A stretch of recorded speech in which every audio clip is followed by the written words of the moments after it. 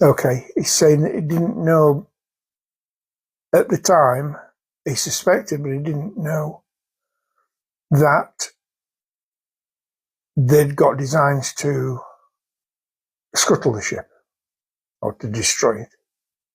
He says they all knew. He says, and my wife, I've been telling her what I thought. She was my closest confidant and the only one I could really genuinely trust. And she used to write it down in the memoirs, and she had a diary.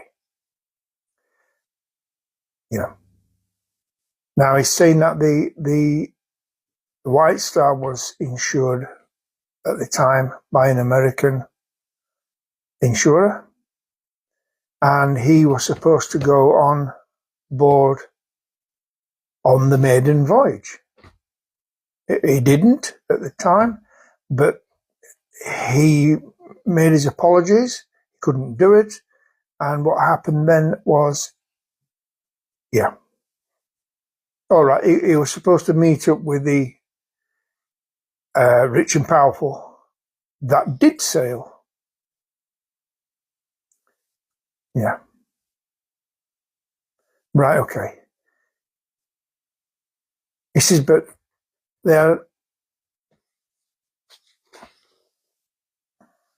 Right, okay. Because he'd been in the Royal Navy himself,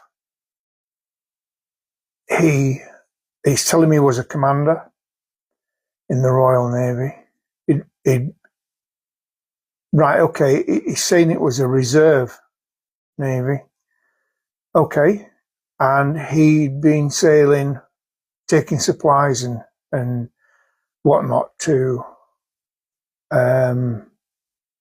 Africa and the Africas.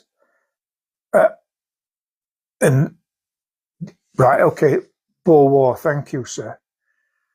And so he knew about the ways of intelligence and how intelligence works. This is, you call it today, spying. Yeah. He says they were always around. He says he doesn't want to go into detail on that fateful night, but he says there was a horrific... He said it was the spirit of the ship that screamed. She screamed so loud, he says you could hear it on 4 continents. And he said that the pressure of the plates were already damaged, but the pressure of the water on the plates popped the rivets, and they eventually ran into... He doesn't know what they ran into. He says it could have been an iceberg. He says, I don't know. He says, we'll say iceberg. But he says an iceberg probably wouldn't make that much damage. He says, I didn't intentionally go down with the Olympic. He says, I made sure that all the men, women and children disembarked safely, or as safely as they could. And by the time it got to the stage where it was my turn, he says, radio communications were still being sent by telegraph. And he says, by the time it came to my turn, he says, it was too late. He says, the water was ice cold anyway, and I didn't last that long. He says, I got hypothermia.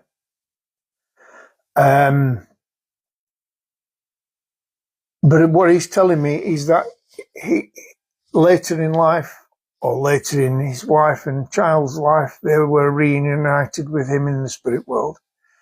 And he's telling me that Sarah, my Sarah, my wife, was going to write memoirs, my memoirs, and the joint memoirs that we both shared, and the joint words that we had and the theory that we came up.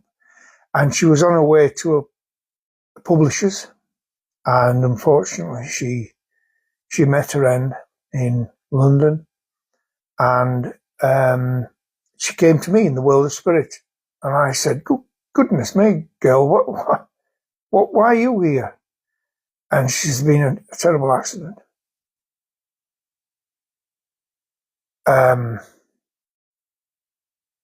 Little Mel, he says, came to us later on. He says, although she wasn't very little anymore.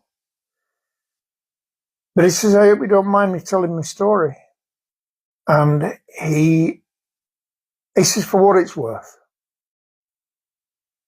Thank you, sir. He's saying, make of it what you will. That's what happened. And on that note, bless you, sir. God bless to all of you, to your wife and child. On that note, he is pulling away. And thank you for tuning in and listening. Bye for now.